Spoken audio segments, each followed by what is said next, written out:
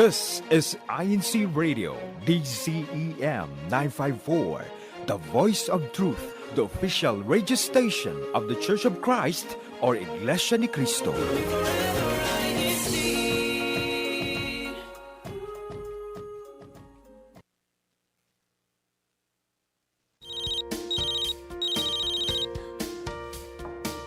Hello?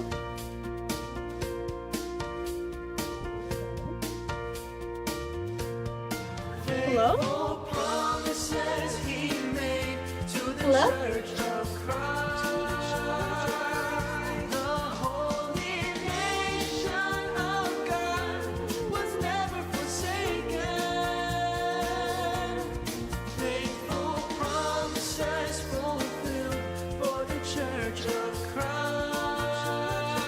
Hello, everyone, and welcome to Phone a Friend, brought to you by INC Radio Oregon.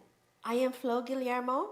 I will be your host today for our second post-season broadcast featuring Let's Ask a CMDPS Nurse, HealthWise feature. We aired 4 topics during our first season. May I remind our viewers to engage with us in the live chat. Share your insights and your feedback as well. Let me just thank Jillian, Geraldine, Sadie, and Gigi who will be engaging with you.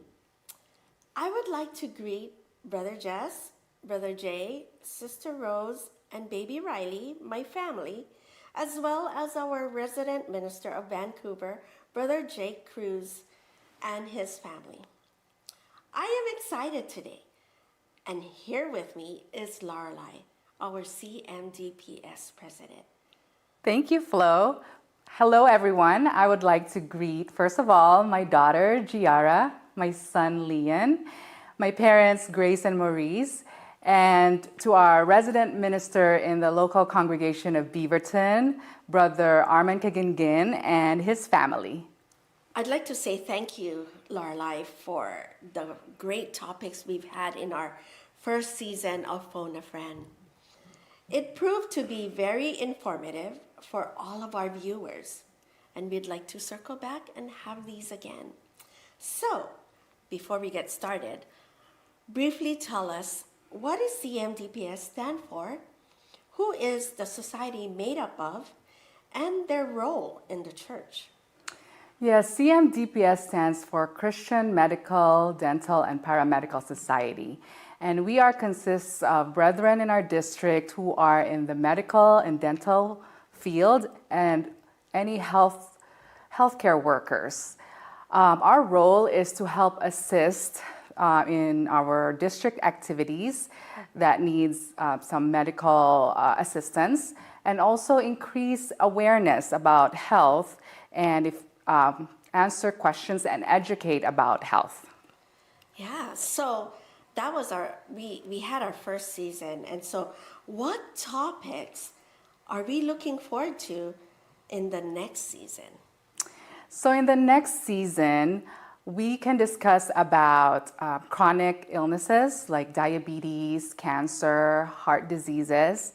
Also, we can discuss about reducing stress, the benefits of good sleep, nutrition, fitness, and healthcare costs.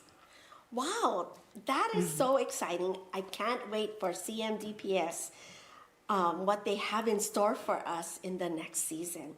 So now let's go to our first 2 topics that we aired, and we'd like to share with you. So our first 2 topics are your health, your voice, tips on talking with your doctor. And the second topic is fighting the flu.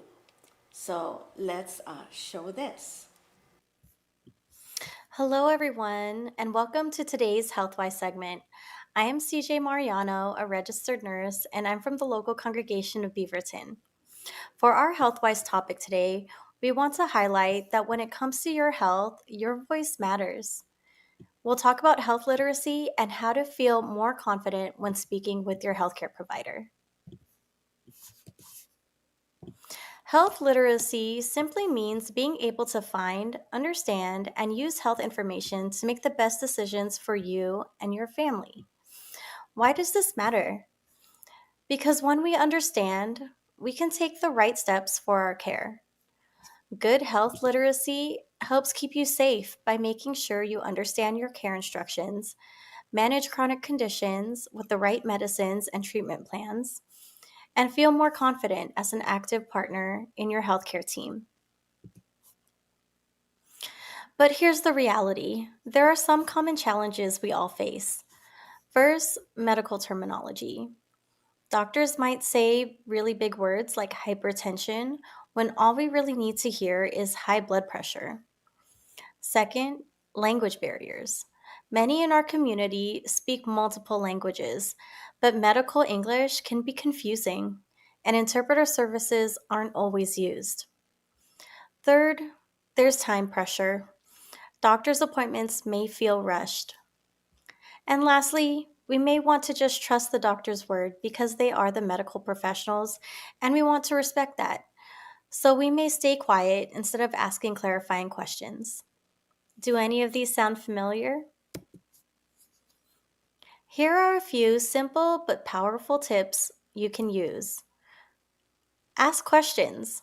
If you hear big medical words that you don't know, you can pause and kindly ask, "Can you please explain that in simpler terms?" When they want to start a new medication for you, you can ask, "How would this medication help my condition? And what are the common side effects?" And when they recommend a medical procedure, you may ask, "What are the risks and benefits of doing this procedure?" You can also try the teach back method or repeat back what they teach you. So when your doctors answer your questions, you can say, "So what I understand is," and then explain what you learned in your own words so they can clarify any confusion. Also, you can bring support with you. A trusted family member or friend can help remember details and specific instructions about your plan of care. You can also use educational resources. Ask for written instructions to reference when you go home. Also, many health systems now use online platforms like MyChart, where you can see your medical records. If you feel like you're not so tech savvy, you can ask help from family or friends to access these resources online. Lastly, know that you have the right to request a medical interpreter, and every hospital and clinic must provide free medical interpretation if you need one. These small steps can make a big difference in how clearly you understand your care. If you only remember one thing from today, remember this. These come from the Ask Me 3 program, which was designed to make health conversations easier. Next time you see your doctor, I invite you to try asking these questions. What is my main problem? What do I need to do? And why is it important for me to do this? Asking just these 3 questions can provide clarity and keep you on the right track with your health. Don't be afraid to ask, to clarify, and to repeat what you learn because clear communication truly saves lives. Remember, when it comes to your health, your voice matters in every conversation about your care. Here are some great resources for you, and if you scan that QR code, it can lead you directly to this presentation. Thank you for listening to our HealthWise topic. Hello, everyone, and welcome to today's HealthWise segment. I am Jem Brooks, a registered nurse, and I'm from the local congregation of Beaverton. Flu season is here again. It spreads fast and can really knock us down. But the good news is there are strong, simple steps we can all take to protect ourselves and our families. Today, we'll talk about fighting the flu and how prevention is the best medicine. The flu is a contagious respiratory illness that is caused by influenza viruses and affects the nose, throat, and lungs. For some people, it can feel like a bad cold, but for others, especially young children, older adults, pregnant people, and those with chronic illnesses, it can cause serious complications. Every year, thousands are hospitalized because of the flu, but many of these cases can be prevented. The best protection is the flu shot. Everyone 6 months and older should get a flu vaccine every year, unless your doctor says otherwise. The best time to get vaccinated is in early fall, before flu season peaks. Now, you may have heard that some years the flu shot isn't a perfect match, which relates to the vaccine effectiveness. That's because there are different strains of flu, and the vaccine is made ahead of the season using the best predictions of which strains will spread. But even when it's not an exact match, the vaccine still teaches your body how to fight off related strains of the influenza virus. That means if you do catch the flu, it can make your illness milder, reduce your chances of ending up in the hospital, and most importantly, it can save lives. Besides vaccination, everyday habits are powerful tools against the flu. Wash your hands often with soap and water. Cover your coughs and sneezes with a tissue or your elbow. Avoid touching your eyes, nose, and mouth with unwashed hands. Keep surfaces like doorknobs, phones, and keyboards clean. And most importantly, if you are sick, stay home. Even just one day of rest at home can prevent spreading the flu to others. If you come down with flu symptoms, here's what to watch for: sudden fever, cough, sore throat, runny or stuffy nose, body aches, chills, and fatigue. Some people may also have vomiting or diarrhea, though that's more common in children. Most people can recover at home with rest, fluids, and over-the-counter medications. But there are certain warning signs that mean you should seek emergency care right away. Difficulty breathing or shortness of breath, chest pain or pressure, severe weakness, dizziness or confusion, persistent high fever that doesn't come down, and also in children, trouble breathing, bluish lips or face, not waking up or interacting, no tears when crying, or not drinking enough fluids. If you do come down with flu symptoms, don't ignore it. If you are in a high-risk group, contact your healthcare provider early. There are antiviral medications that can help, but they work best if started within 2 days of symptoms. Antiviral medications that work best within 48 hours of flu symptoms. They are mainly for people at higher risk, like older adults, young children, pregnant individuals, or those with chronic conditions. Your provider will decide if they are right for you. And remember, if you are recovering at home, breast fluids and staying away from others are the best ways to heal and prevent spreading the flu. Here are today's key takeaways. Get your flu shot every year. Practice simple prevention, such as hand washing and covering coughs. Don't wait if you feel sick. Take action. Stay home and get care. Protect the community, not just yourself, the kids, elders, and neighbors. Remember, fighting the flu is about protecting yourself and those around you. Prevention is powerful, and your actions can save lives. Thank you for tuning in, and let's all do our part this flu season. Thank you. So, from these videos, we've learned a lot.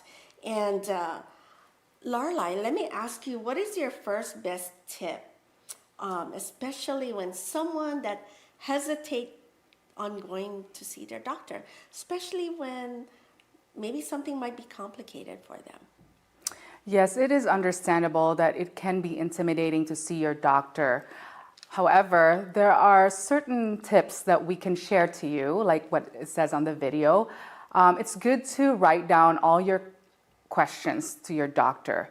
Also, if you can bring someone that you trust, a loved one or a friend, on your doctor's visits. That way, sometimes, it gets overwhelming, Flo, and it's good to have someone there with you so that if you forgot something that you talked about with your doctor, because these are important things that you're talking about, right, about your health. So it's good to have someone over there. And also, even though English is already your second language, sometimes it's hard to comprehend medical terms. So it's good to ask for an interpreter. That way you can fully understand the conversation, and it's easier to ask questions to your doctor. That's really assuring for someone, maybe a first timer going to a doctor, or just maybe a condition that maybe they're really worried about. So thank you for that. And our second video that we had was about flu. So, hey, have you gotten your flu shot yet? Thank you for asking, Flo. Yes, I did. In fact, flu shots are available October to April every year. It is advisable to get your flu vaccines because that's a good way to prevent fighting the flu and also prevent spreading the virus, because the virus is highly contagious. We have brethren also that have duties in the church, Right. and of course we don't want to hinder our duties to our Almighty Father. So this is one way of continuing on our duties and stay healthy and protect our family also from the virus. That's important to get the vaccine and stay healthy, right? All right. Those were great tips that you've shared with us. So we have two more videos that we're going to share with you. And what are the titles of these two videos, Lorelai? Give blood, save lives, stroke awareness, be fast, and save a life. Wow. Both are very important topics, and we'd like to have you all take a listen to this. So let's show this. Hello, everyone, and thank you for joining us today.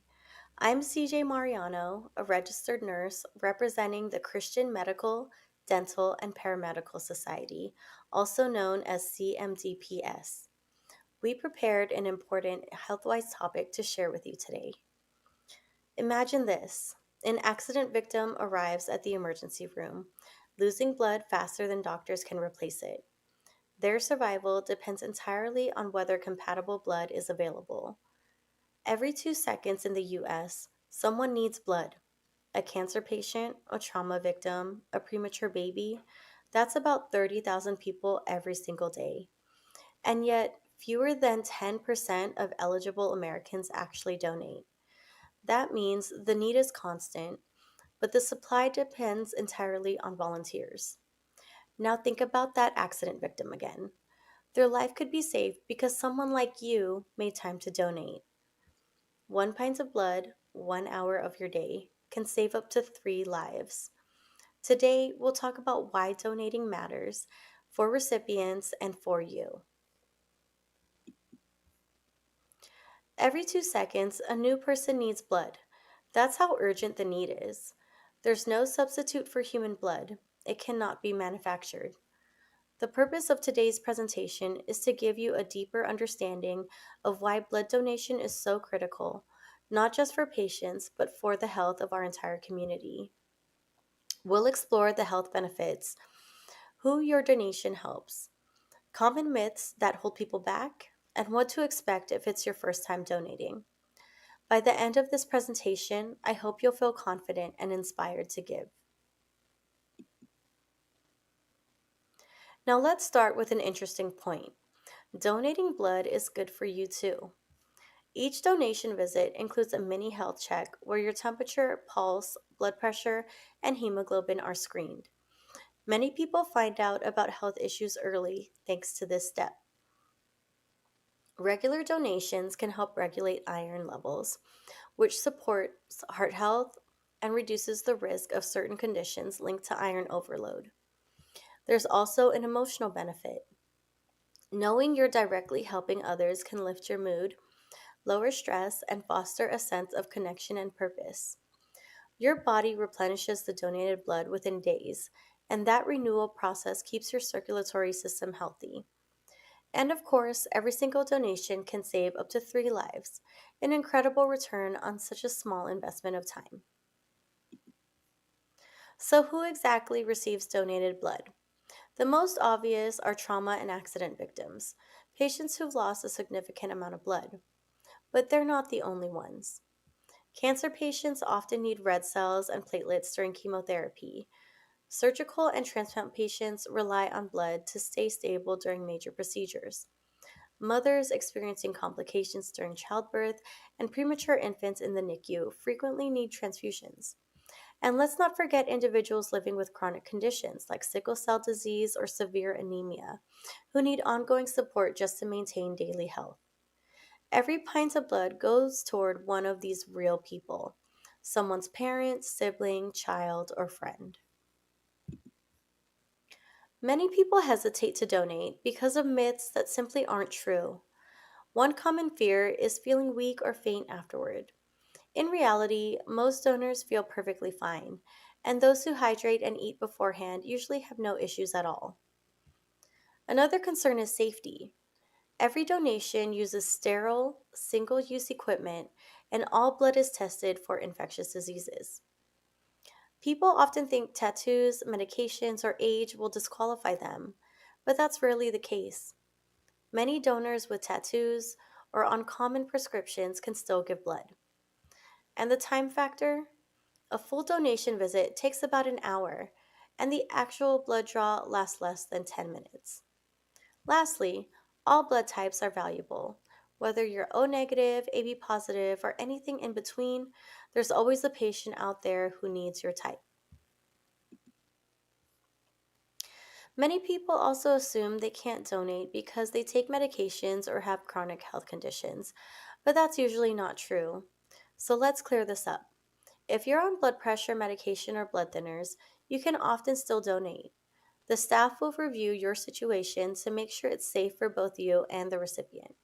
If you have diabetes, you're eligible as long as your blood sugar is well controlled, whether that's managed with insulin, oral medication, or lifestyle.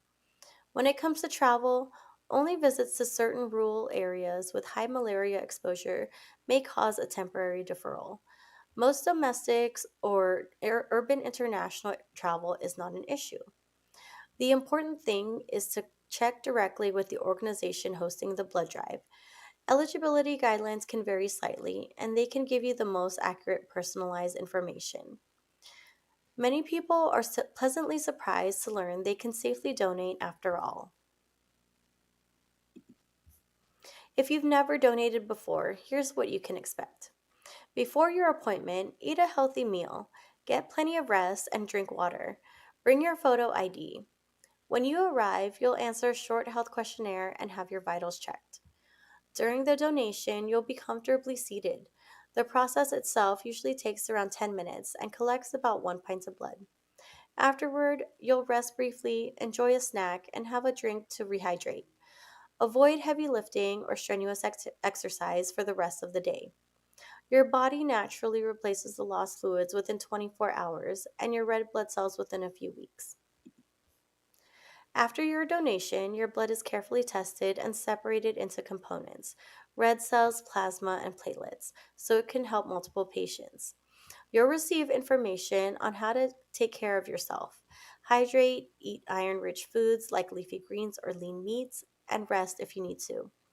Most donors feel completely normal afterward and can return to work or school right away. You can donate whole blood again in 56 days, about every 2 months. Setting a reminder or making it part of your routine ensures a steady supply for those in need. Blood isn't something that lasts forever once collected. It is perishable. Red blood cells are viable for about 42 days and platelets for only 5 to 7 days. That's why hospitals rely on a continuous stream of donors. Regular donors are the backbone of our healthcare system. They make sure blood is ready when emergencies happen, rather than scrambling to find it afterward. Think of it this way: Consistent donors create a safety net for the entire community. When you give regularly, you're part of a life saving chain that never stops. To wrap up, donating blood is one of the simplest, safest, and most meaningful acts you can do. It's an act that helps others survive, strengthens your own sense of well being, and keeps our hospitals ready to respond at any time. I encourage you to make your first donation, or if you've donated before, to keep it going and inspire others to donate. Remember, 1 hour of your time can mean a lifetime for someone else. If you have any questions about eligibility, how to prepare, you can visit Bloodwork Northwest website and review their frequently asked questions. Thank you so much for listening today. Please keep this thought in mind. Your gift of blood, time, or kindness truly saves lives. Hello, everyone, and welcome to today's HealthWise segment. I'm Lorelai Argoso, CMDPS President from the local congregation of Beaverton. Today, we're talking about something that could truly save a life, recognizing the signs of a stroke and knowing how to respond using the acronym BFAST. In just a few minutes, you'll learn what a stroke is, why every second matters, and what you can do to help prevent one. A stroke happens when the blood supply to part of the brain is cut off or when a blood vessel bursts. There are two main types: ischemic, caused by a blockage, and hemorrhagic, caused by bleeding. Either way, the brain isn't getting the oxygen it needs, and brain cells start to die within minutes. That's why it's so important to act quickly. When it comes to stroke, time really is brain. For every minute a stroke goes untreated, nearly 2 million brain cells die. Getting help fast can make all the difference, reducing disability and saving independence, and in many cases, saving a life. Stroke remains one of the leading causes of long term disability in adults, but quick action changes outcomes. Here's the key message to remember: be fast. It's an easy way to spot a stroke, balance problems, sudden trouble with eyes, a drooping face, arm weakness, or slurred speech. If any of these appear suddenly, it's time to call 911 right away. Don't wait to see if symptoms go away. Every second counts. If you think someone's having a stroke, call 911 right away. Note the time symptoms started. That helps doctors decide which treatments can be used. Don't try to drive the person yourself or give them food or medicine. Just keep them safe, comfortable, and stay with them until help arrives. The good news is that up to 80% of strokes can be prevented. Keep your blood pressure, cholesterol, and blood sugar in check. Avoid smoking, stay active, and eat a balanced diet. And of course, see your healthcare provider for regular checkups. Prevention really is the best medicine. To wrap up, remember: be fast. Balance, eyes, face, arms, speech, and time. Knowing these signs and acting quickly can save a life, maybe even your own. Share this message with your family and friends. The more people who know it, the more lives we can save. Visit these websites for more helpful resources about stroke. Thank you for listening, and remember: be fast and save a life.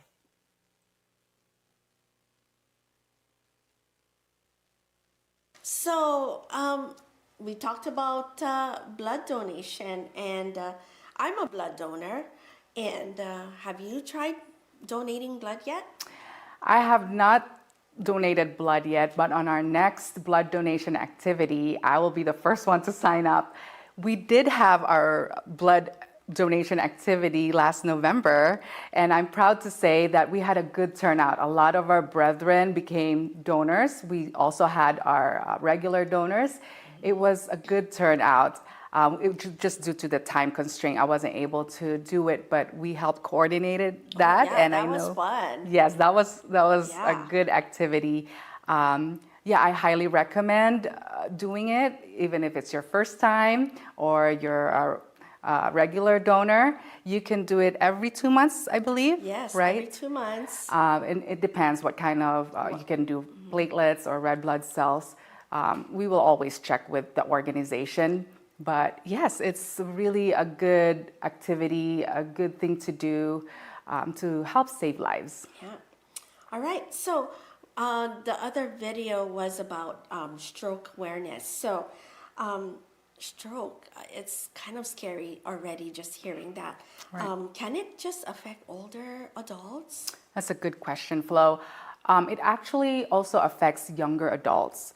So it's crucial to be aware of these signs and symptoms, like what it said in the video, because time is also very important to not delay treatment.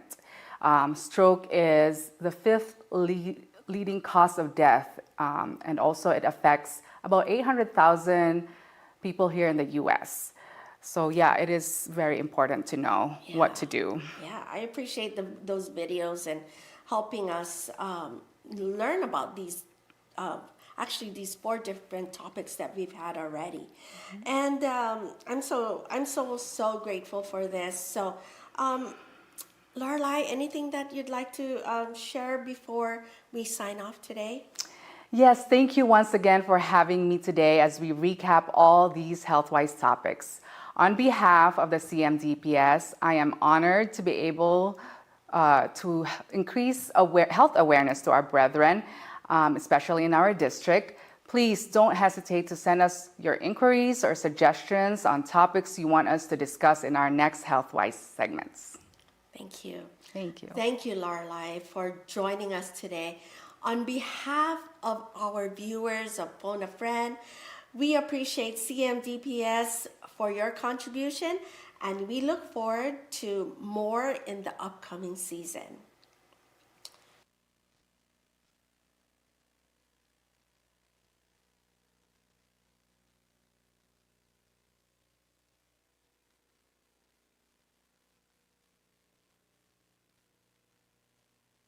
While this is our post-season broadcast, we'll be taking a short break these next few weeks and to prepare for more content for our viewers to enjoy. During this time, we will continue to broadcast our programs every Saturday at 2:30 p.m. Pacific Time or 3:30 p.m. Mountain Time. Remember to subscribe to our YouTube channel, INCRadio DZEM 954, and share this program link with our friends and family who could benefit from this topic today. Next week's topic will be having Scenic Saturday. Thank you for joining us on this episode of Phone a Friend. Now remember, you always have a friend here, one who is just a phone call away. Bye, everyone, and have a great weekend. Behold the triumphant joys of the Church of